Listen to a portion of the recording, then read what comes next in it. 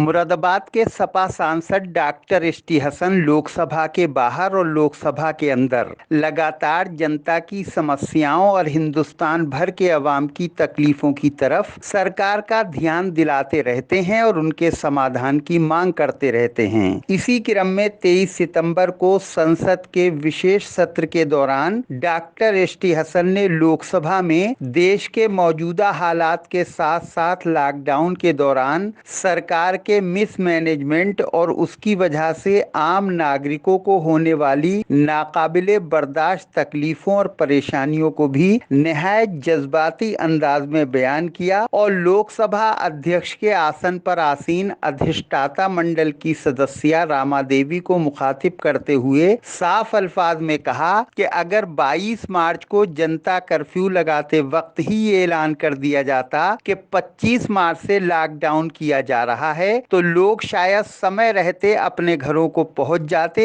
अप्रवासी मजदूरों को 1500 किलोमीटर पैदल नहीं चलना पड़ता और रेल की पटरियों पर ट्रेन से कटकर मौत को गले नहीं लगाना पड़ता। डॉक्टर एसटी हसन ने कहा कि ये सब कुछ अनप्लान्ड लॉकडाउन के नतीजे में हुआ।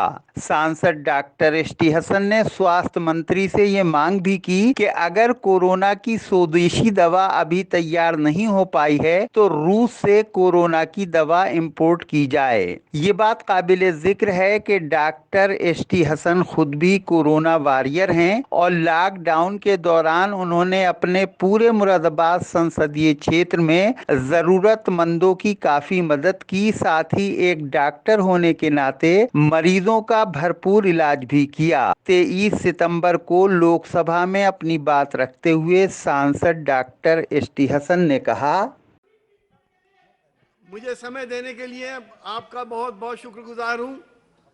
मैं आपसे और पूरे सदन से कहना चाहता हूं कि इस वक्त देश बड़ी विषम परिस्थितियों से गुजर रहा है, दोहरी लड़ाई लड़ रहा है। एक तरफ कोरोना की लड़ाई है और तो दूसरी तरफ बॉर्डर पे टेंशन्स हैं। हम इस लड़ाई में, जब देश लड़ाई लड़ता है तो हम सब एक होते हैं। इसमें हमें कोई राजनीति नहीं करनी। हम देश के प्रधानमंत्री के साथ कंधे से कंधा लगाकर इस लड़ाई में उनके साथ शामिल हैं और उनकी हर लड़ाई में हम सब लोग बराबर उनके शरीक हैं। लेकिन मैडम, मैं ये कहना चाहता हूं कि जिस वक्त मार्च के दूसरे हफ्ते तक हमारे स्वास्थ्य मंत्री जी ने बड़ी मेहनत से काम करा और दिन रात एक करके वार फुटिंग पे काम करने की कोशिश करी, लेकिन मार्च के तीसरे हफ्ते में जब अनप्लान्ड लॉकडाउन हो गया, उस वक्त देश के अंदर बड़ी प्रॉब्लम का सामना करना पड़ा। हमारे माइग्रेंट लेबर्स जो 1500 किलोमीटर पैदल चले, उनके जूते घिस गए, उन्होंने अपने पैरों में पानी की बोतलें बांधी। हमने ये सीन देखे हैं। हमने देखा है कि 4 साल का मासूम बच्चा सूटकेस के ऊपर उसकी माँ खींचती लिए जा रही है। हमने बैलगाड़ी में एक तरफ इंसान लगा था तो दूसरी तरफ बैल लगा था, वो भी मंजर देखे हैं।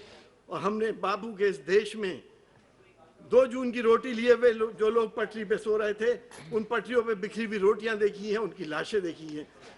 ये सब कुछ किस लिए हुआ? क्योंकि अनप्लान था। जिस दिन जनता कर्फ्यू लगा था, अगर उस दिन ये कह दिया जाता कि 3 दिन बाद लॉकडाउन होना है, जिसको जहां जाना है वहां पे चला जाए, हमारी संवेदनाएं कहां चली गई?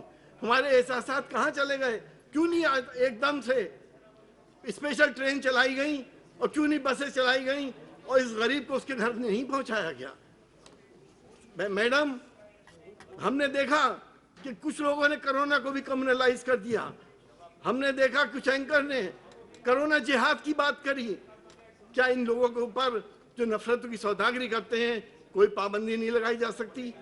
मैडम, हम आपसे कहना चाहते हैं, हमने अपने एमपी लेट से वेंटिलेटर के लिए पैसा दिया, बहुत से हमारे साथियों ने दिया होगा, लेकिन उन वेंटिलेटर्स में हमारे पास इंफ्रास्ट्रक्चर नहीं है, ऐसे ही पड़े हुए हैं, ऑक्सीजन नहीं है।